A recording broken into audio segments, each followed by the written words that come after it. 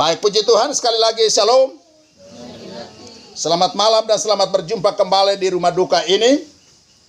Pada malam kedua ibadah penguatan di rumah duka, rumah keluarga Tahrin, keluarga Anto. Kita bersama-sama bersyukur kepada Tuhan atas segala sesuatunya, termasuk kematian sekalipun. Sebab melalui persekutuan kita di malam hari ini, firman Tuhan akan kembali diperdengarkan. Firman Tuhan kembali mengingatkan kepada kita yang masih berkesempatan hidup. Seringkali saya sampaikan di berbagai tempat dan juga di tempat ini hari ini tadi, bahwa kalau kita masih ada, sebagaimana kita ada, bahkan kita bisa berkesempatan mendengarkan firman Tuhan, itu bukan berarti bahwa kita lebih baik daripada yang sudah lebih dahulu meninggal atau yang saat ini terbaring.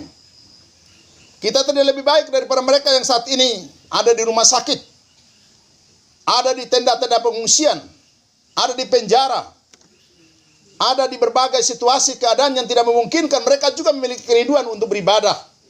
Mereka punya kerinduan untuk baca firman Tuhan. Mereka punya kerinduan untuk mendengarkan firman Tuhan, tapi tidak berkesempatan lagi. Karena apa? Karena memang hidup ini seperti itu. Ada masa lalu, ada masa kini, dan ada masa depan.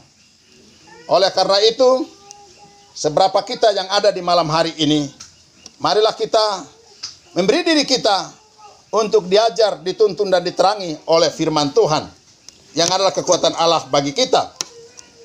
Saya baca beberapa ayat dari Pengkhotbah pasal 9. Pengkhotbah pasal 9.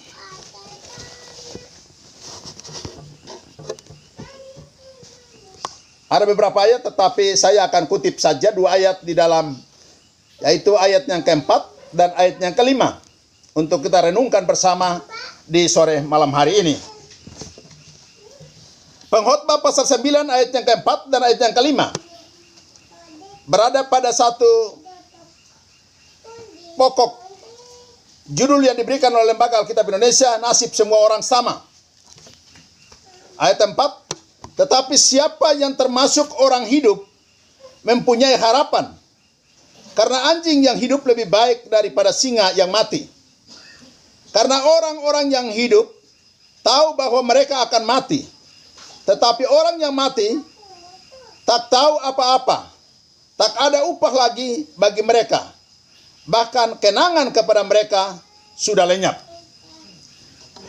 Demikian jauh pembacaan firman Tuhan yang menjadi perenungan bagi kita di sore malam hari ini. Berbahagialah setiap kita yang mendengar, memperhatikan, dan menjadi pelaku-pelaku firman. Sebelum sampai kepada ayat yang keempat ini, ayat 1, 2, dan 3 lebih dulu menjelaskan tentang fakta kehidupan, bahwa manusia pada sisi yang lain adalah disebut sebagai makhluk pribadi. Setiap pribadi punya kebebasan. Setiap pribadi punya kemampuan untuk menerima dan menolak segala sesuatu yang dilihat, segala sesuatu yang dinilai, segala sesuatu yang dianggap baik ataupun tidak baik. Setiap orang punya potensi untuk menerima dan menolak, melakukan ataupun tidak melakukan. Semua orang punya potensi itu. Lebih daripada itu, walaupun fakta kehidupan, setiap orang memiliki perbedaan dalam menentukan jalan hidupnya. Bahkan secara jasmani pun bisa saja dibeda-bedakan. Ada orang kaya, ada orang miskin. Ada orang yang pintar, ada orang yang tidak berpendidikan. Ada orang yang sehat, ada orang yang sakit. Ada orang yang memiliki ini, ada yang memiliki itu, ada yang tidak berkesempatan. Walaupun dalam fakta kehidupan ada perbedaan-perbedaan dalam kehidupan setiap orang, tetapi sebagai ciptaan Tuhan yang berasal dari kekuatan yang sama, dari pribadi yang sama, yaitu Allah yang sama, Dia merencanakan segala sesuatu, Dia menjadikan segala sesuatu, dan Dia menjamin segala sesuatu dalam kekuatan kuasanya yang sama. Baik orang yang bertuhan ataupun tidak bertuhan, semua ini tanpa sadar kita semua adalah milik daripada Tuhan. Amin Bapak Ibu. Itulah sebabnya kematian bukan hanya menjadi milik orang sakit, tetapi milik semua orang. Hanya kesempatan saja yang berbeda. Ada yang mati karena sakit, ada yang mati karena termakan usia, ada yang mati karena kecelakaan lalu lintas, ada yang mati karena ini, itu, dan seterusnya. Tetapi satu hal kita akui bahwa soal kematian semua orang tetap akan mengalami itu. Itulah sebabnya firman Tuhan dalam judulnya berkata bahwa nasib semua orang sama. Karena kita semua pada akhirnya akan menghadap Tuhan sebagai pencipta dan pemilik daripada napas, pemilik daripada semua orang yang hidup. Semua orang yang berkesempatan hidup di dunia ini memiliki kebebasan untuk melakukan dan tidak melakukan sesuatu. Firman Tuhan datang kepada kita pada malam hari ini.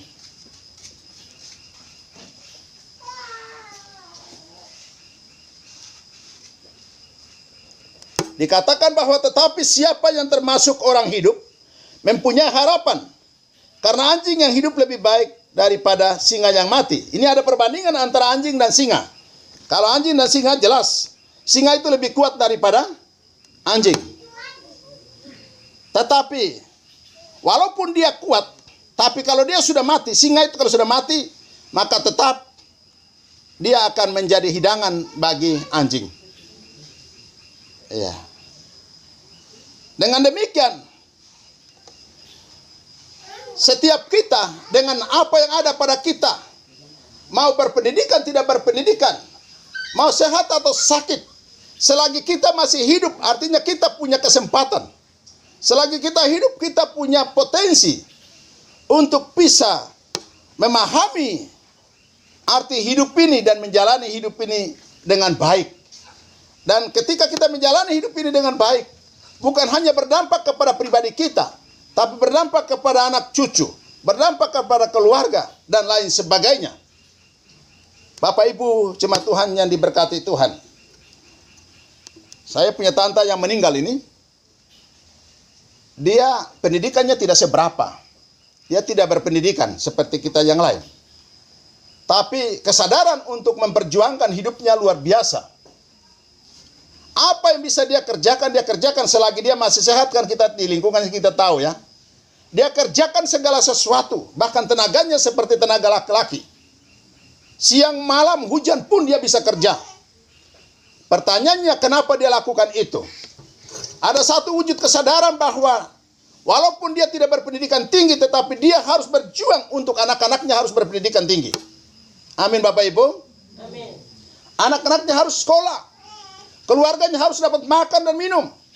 Karena hidup di kota. Walaupun tuntutan hidup di kota ini begitu berat, tapi dia berjuang dengan apa yang ada padanya. Dia mungkin tidak bisa tulis, tapi dia bisa kerja apa yang bisa dia kerjakan. Itulah sebabnya dikatakan bahwa selagi kita hidup kita punya pengharapan, kita punya harapan. Ayat yang tadi dikatakan, tetapi siapa yang termasuk orang hidup mempunyai harapan. Hidup ini merupakan kesempatan. Ya. Hidup ini merupakan kesempatan di mana kita harus berjuang. Saya pernah katakan bahwa perjuangan hidup kita ini untuk melawan kebodohan. Berjuang untuk melawan kemiskinan. Berjuang untuk melawan dosa. Berjuang untuk melawan sakit penyakit. Dan jatuh sakit ini sudah lama ya Om. Sudah dari tahun 2019 bulan Desember. Ya, lumayan lama. Dan dalam penderitaan itu dia berjuang. Bagaimana dia bisa pulih daripada kesakitan yang berat. Bukan hanya dia, tapi termasuk Om yang sudah lanjut termakan usia. Ya, tapi juga dari segi kesehatan terganggu. Perjuangan melawan sakit penyakit, perjuangan melawan berbagai tekanan hidup, ini adalah merupakan satu hal yang kita pelajari dan kita teladani dari almarhum ini. Dengan segala keterbatasan, dia bisa bertahan untuk menjalani hari-hari hidupnya. sampai pada hari kemarin pagi baru Tuhan bilang ya sampai di sini. Ya, bohana mau ya saya kota tanamo makita na to na tamo pana kraro mahortis mama monofika monofayaka unyin kakta mau mevo. Ya. Bagi kita bahwa dia pergi meninggalkan beban, meninggalkan tanggung jawab. Siapa yang akan dengan kita menyelesaikan atau menjalani hari-hari hidup ke depan? Itu bagi kita dan wajar saja kita berpikir begitu untuk bisa berjuang atau melakukan hal-hal baik lebih daripada apa yang dilakukan oleh almarhum. Tapi kita tidak boleh terlarut dalam rasa bersalah ataupun terlarut di dalam rasa kesedihan sehingga melemahkan potensi kita di dalam berpikir, bekerja dan lain sebagainya. Dia telah menyelesaikan bagian dia. Tetapi kita yang masih hidup, marilah kita berpikir seperti firman Tuhan katakan bahwa siapa yang masih hidup, dia memiliki pengharapan. Karena sama seperti anjing yang hidup, dia lebih baik daripada singa yang mati. Dalam artian bahwa segala sesuatu yang hebat-hebat dimanapun, tapi kalau sudah berakhir, ya sudah selesai. Tapi kita yang masih hidup, jangan bertanya bahwa almarhum meninggalkan apa. Tidak perlu bertanya soal itu. Tetapi dengan apa yang ada pada kita, kita belajar untuk menyikapi hidup ini dan menjalani hidup ini dengan baik. Bapak Ibu jemaat Tuhan yang diberkati. Ayat yang kelima selanjutnya dikatakan bahwa karena orang-orang yang hidup tahu bahwa mereka akan mati. Tetapi orang yang mati tak tahu apa-apa. Tak ada upah lagi bagi mereka. Bahkan kenangan kepada mereka sudah lenyap. Kenapa orang yang masih hidup mempunyai pengharapan? Dikatakan bahwa karena orang-orang yang hidup tahu bahwa mereka akan mati. Kita tahu bahwa semua orang baik, orang kaya, orang miskin, orang berpendidikan tinggi, orang berpendidikan rendah, atau tidak berpendidikan sekalipun, semua akan mati. Oleh karena itu jangan kita bertanya ataupun menunda-nunda kesempatan bahwa tunggu nanti saya sekolah tinggi dulu baru saya bisa buat ini. Tunggu nanti saya kaya dulu baru saya bisa buat ini. Tidak. Apa yang ada padamu pada hari ini, manfaatkan itu untuk lakukan sesuatu yang baik bagi dirimu, bagi keluarga, dan juga bagi pekerjaan Tuhan, ataupun juga bagi lingkungan dan lain sebagainya. Kenapa itu segera kita lakukan? Karena kesempatan hidup ini sangat singkat. Amin Bapak Ibu. Kesempatan hidup ini sangat singkat. Kita semua tahu bahwa kita akan mati. Kapan kita mati? Apakah harus tunggu sampai semua tua dulu baru bisa mati? Tidak juga. Siapa saja, di mana saja, kalau Tuhan berkenan mengakhiri kesempatan hidup, maka sampai di situ. Itulah sebabnya, marilah kita dengan apa yang ada pada kita, kita mengutamakan Tuhan. Kita andalkan Tuhan dalam hidup ini. Kenapa? Karena kita tahu bahwa semua orang akan mati. Dan kalau kita sudah mati, suka tidak suka kita akan diperhadapkan dengan pengadilan akhir. Bapak Ibu jemaat Tuhan yang diberkati. Memang ya Tanta ini dalam hidupnya memang jarang ibadah. Memang bukan tidak pernah ibadah. Kita bersyukur bahwa walaupun demikian ada banyak hal positif yang dia lakukan. Ya. Tapi bagi kita yang ada, itu bagian daripada kelemahan kekurangannya. Kita yang masih ada, ketika ada kesempatan, mari kita lakukan yang baik. Apa yang bisa kita lakukan, kita lakukan. Dia telah menyelesaikan apa yang menjadi bagian daripada hidupnya. Tidak ada jaminan bahwa kita yang ada di gereja itu akan masuk surga semua. Tidak ada jaminan itu. Kita juga tidak bisa berkata bahwa yang tidak pernah sembahyang itu akan masuk neraka. Kita tidak punya kuasa, kita tidak punya hak untuk mengatakan seperti itu. Tetapi satu hal bahwa kita semua akan menghadap Tuhan. Oleh karena itu, marilah kita sadar sesuai dengan firman Tuhan bahwa semua orang yang hidup harus tahu bahwa kita akan mati. Kalau kita tahu bahwa kita akan mati, maka selagi kita masih hidup, apa yang bisa kita lakukan? Mari kita lakukan. Bagi Tuhan, bagi keluarga, bagi anak cucu dan lain sebagainya. Sebagaimana tadi saya katakan bahwa orang tua kekasih kita almarhum ini selagi hidup, dengan segala keterbatasannya, dia telah berjuang untuk mempertahankan hidupnya.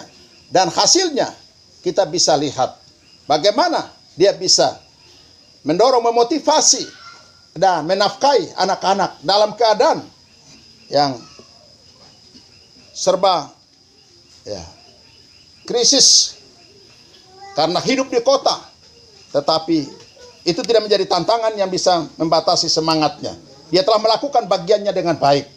Dan kita bersyukur bahwa ada teladan positif, ada hal baik yang diwariskan kepada kita yang masih ada. Bapak Ibu jemaat Tuhan yang diberkati, saya tidak panjang lebar menyampaikan firman Tuhan. Saya juga tidak terlalu banyak menghibur mereka, kita semua sebagai anak-anak, keluarga yang ada, karena ibadah kita bukan ibadah penghiburan. Karena orang tua kekasih kita ini dia sudah mengalami penderitaan yang cukup lama. Jadi kalau dia dipanggil Tuhan, itu tandanya bahwa Tuhan sudah beri kesempatan untuk dia beristirahat. Dari perjuangan hidupnya melawan sakit penyakit, perjuangan hidupnya untuk bagaimana mempertahankan hidup ini, dia sudah berjuang cukup lama. Jadi waktunya Tuhan bilang, Yuli, kau cukup di sini, kau istirahat. Seperti yang dikatakan di dalam kitab Wahyu, bahwa dia harus beristirahat dari segala perjuangan hidupnya. Baik Bapak Ibu jemaat Tuhan yang diberkati, kiranya Roh Kudus yang punya firman mampukan kita untuk mengerti dan menjadi pelaku-pelaku firman. Selagi kita hidup, tidak ada kekuatan lain, tidak ada nama lain selain Yesus yang memberi kekuatan dan pengharapan kepada kita semua. Ya, kepada suami yang ditinggalkan, kepada anak-anak, kepada cucu-cucu yang jauh, yang dekat, kita semua ada dalam penghiburan dari kekuatan kuasa Tuhan Yesus Kristus melalui kuasa firman dan Roh Kudus-Nya. Baik, puji Tuhan, kita akan menaikkan satu pujian untuk mengakhiri ibadah kita di sore malam hari ini.